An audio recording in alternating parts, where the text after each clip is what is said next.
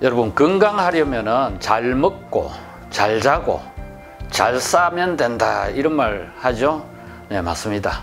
김병주의 알고 먹자 이번 시간에는 어떤 음식이 잠을 잘 자게 만들고 또 어떤 음식이 잠을 방해하는지 수면과 음식에 대해서 알아보겠습니다. 우리가 하루 24시간을 사는데 일상적인 행동 중에서 가장 많은 시간을 필요로 하는 것이 잠자는 시간입니다. 보통 성인이 건강한 잠을 자는 것은 한 8시간 잔다고 하지 않습니까? 그러면은 하루에 3분의 1을 잠을 자면서 시간을 보냅니다. 일생을 두고 보면은 80세까지 산다고 치면은 잠자는 시간이 26년입니다. 그죠? 일하는 시간보다 더 깁니다.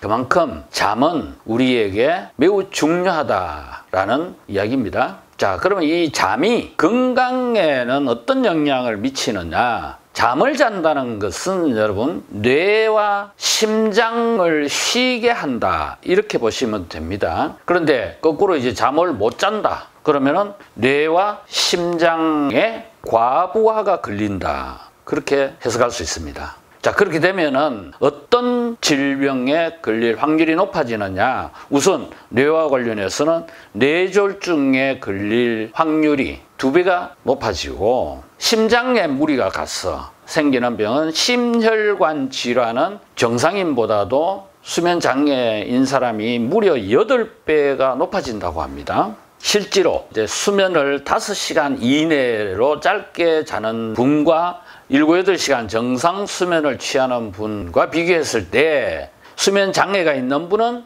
당뇨병에 걸릴 확률이 5배가 높다고 그럽니다.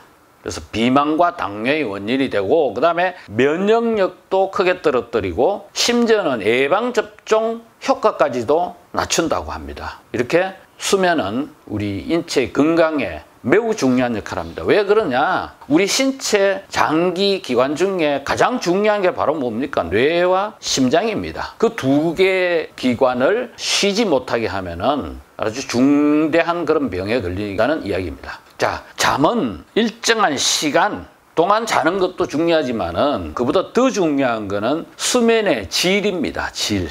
다시 말하면 깊은 잠을 자야 된다라는 이야기입니다. 우리 잠을 잘 때는 수면을 이루는 단계는 4단계로 이루어진다고 해요. 자, 1단계 선잠입니다. 잠이 막 올락말락하고 뭐 잠 들었는데 사람들 목소리도 들리고 TV 소리도 들리는 단계, 그게 이제 1단계. 그 다음에 2번째 코를 골거나 이를 가는 상황인 거, 그거는 2단계 잠이라 그래요. 그래서 밤새도록 코를 고는 사람은 2단계 잠까지밖에 못 잔다는 거예요. 그리고 실제로 이제 깊은 잠은 이 3단계 잠, 숙면인데, 요 단계가 지나고 나면은 그 다음에 이제 4단계는 꿈을 꾸는 잠이라고 해요. 꿈수면이라고 하는데, 이 4단계가 하나의 사이클로 한 번 그렇게 그 사이클이 90분 내지 100분 정도 걸린다고 합니다. 그럼 100분이면 1시간 반이지 않습니까? 그게 한 이제 4-5번 이렇게 되풀이 돼야 건강한 잠이 된다고 하는데, 그러다 보면은 이제 한 7, 8시간 자야 된다, 이렇게 이야기를 합니다. 자, 그러면은 건강한 수면은 그런 건데, 그런 이제 건강한 수면이 아닌 수면 장애 상태는 어떤 상태를 수면 장애라고 하느냐? 3가지라고 합니다. 첫 번째, 잠을 자려고 침대에 누웠는데 30분 넘게 잠을 못 이루는 경우, 그게 이제 수면장애 첫 번째고, 그 다음 2번째는 자는 시간이 5시간 미만으로 자는 사람, 그것도 이제 수면장애고, 그 다음에 3번째는 뭐냐? 잠자는 시간 동안에 3번 이상 깨는 경우도 수면장애라고 합니다. 그래서 이 3가지 중에 하나에만 해당이 돼도 수면장애다, 이렇게 보시면 됩니다. 자, 그러면 이제 이렇게 수면장애를 극복하고 깊은 잠을, 건강한 잠을 자기 위해서는 어떤 음식이 도움이 되느냐, 그걸 지금부터 본격적으로 설명을 드리겠습니다. 자, 우리가 잠을 자게 하는 호르몬이 뭐냐? 자연스럽게 잠을 자게 하는 호르몬이 멜라토닌 멜라토닌이라는 호르몬이에요. 이 멜라토닌이 풍부하면은 잠을 쉽게 잘 자는데 그게 부족하면은 잠을 잘 못 잡니다. 그래서 우리 음식 중에 이 멜라토닌이라는 호르몬 형성에 도움이 되는 그런 성분들이 있는 음식을 먹으면은 수면에 도움이 된다. 이렇게 보시면 됩니다. 그럼 어떤 음식들이 그러면 그런 성분이 많으냐? 주로 과채류가 많습니다. 과일과 채소. 그 중에 여러분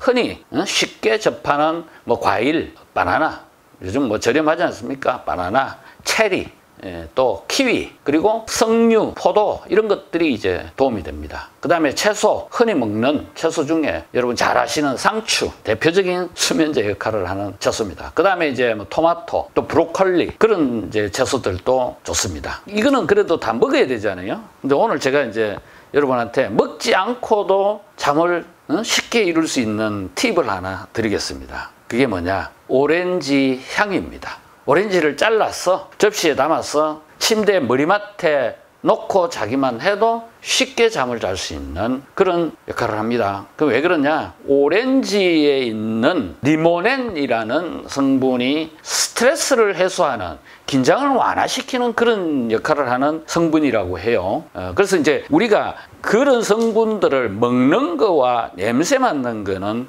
효과 면에서 굉장히 차이가 있어요. 뇌에 전달되는 거는 후각으로 인한 거는 바로 전달이 돼요. 그래서 먹지 않고 그냥 향을 맡아도 잠을 잘 잘 수 있다. 오늘 저녁부터 불면증 있는 분들은 한번 시도해 보세요. 그 다음에 이제 수면에 방해가 되는 음식은 어떤 것들이냐? 대체로 뭐 술, 담배, 커피 이런 음식들이 방해가 되고, 그 다음에 자극적인 음식, 예를 들어 매운 음식이라든지 지나치게 짠 음식이라든지 이런 거는 또 방해가 됩니다. 왜 커피 같은 게 이제 방해가 되느냐 하면은 커피에 들어있는 이 카페인이 심장 박동을 촉진시키는 그런 역할을 해요. 그래서 안 좋습니다. 그 다음에 술도 그런 역할이 있다고 하는데 저는 술은 좀 논란이 있다고 봅니다. 술의 기능 중에는 잠을 잘 자게 하는, 긴장을 완화시키는 그런 기능도 있거든요. 그래서 제 경험으로는 저는 뭐 매일 도수가 낮은 막걸리를 뭐 저녁에 거의 매일 마시는데 누우면 바로 자요. 그리고 중간에 깨지도 않고 아침까지 저는 푹 잡니다. 그리고 아침에 저는 잠에서 눈을 뜨면 바로 일어날 정도로 그렇게 개운하거든요. 의사들이 술을 마시면은 한 3시간은 푹 자지만 그 다음에는 뭐 잠을 설치고 깨고 한다 그러는데 제 경우는 그렇지 않습니다. 그래서 이것도 사람마다 좀 다른 것 같습니다. 어쨌든 건강한 사람이 뭐 굳이 잠을 이루기 위해서 술을 마실 필요는 없지만은 제가 권해드리고 싶은 거는 아예 잠을 이루지 못하는 분들이 있잖아요. 특히 갱년기 증세를 앓고 있는 여성분들 새벽 5시, 6시까지 잠을 못 자요. 그런 분들은 그래 잠 안 자고 꼬박 밤을 새는 것보다는 뭐 깊은 잠은 못 자더라도 그래도 술을 한 잔 마시고 일단은 눈을 붙이는 거는 도움이 되지 않겠나 하는 의미에서 그런 분들은 와인 한두 잔 이렇게 해보시길 저는 권하고 싶습니다. 자, 그 다음에 이제 아까 수면에 좋은 음식도 밤에 먹으면 또 안 좋은 것들도 있습니다. 가령 이제 토마토가 대표적인데 토마토는 산성 성분의 음식이에요.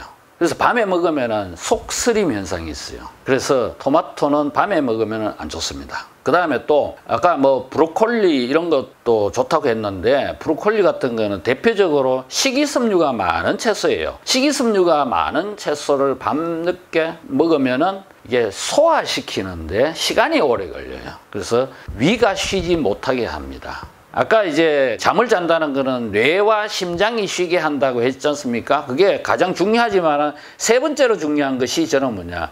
위가 쉬게 해야 된다. 속이 편해야 잠을 잡니다. 그래서 잠자기 2시간 전에는 뭘 먹지 마라 라고 하는 이유가 그게 있습니다. 그리고 똑같은 음식이라도 여러분 어떤 사람은 먹어도 아무렇지도 않고 어떤 사람은 뭐 잠을 못 자고 그런 경우가 있죠. 이 대표적인 게 커피입니다. 커피를 어떤 분은 오후에 한 잔만 마셔도 잠을 못 잔다는 분이 있는가 하면은 저녁에 커피를 마셔도 나는 잠만 잘 자 이런 분이 있죠. 그 차이가 뭐냐? 체질의 차이입니다. 우리가 체질 그러면은 한의학에서만 주로 체질을 따지는 걸로 알고 계시지만은 그렇지 않습니다. 서양 의학에도 체질을 2가지로 구분을 해요. 하나는 교감신경 자극형이 있고 하나는 부교감신경 자극형이 있어요. 우리가 이제 교감신경, 부교감신경은 자율신경이라고 하는데 교감신경 자극형이라는 것은 교감신경이 발달했다라는 거예요. 그럼 교감신경은 어떤 역할을 하느냐? 위기대처 능력을 교감신경이 역할을 해요.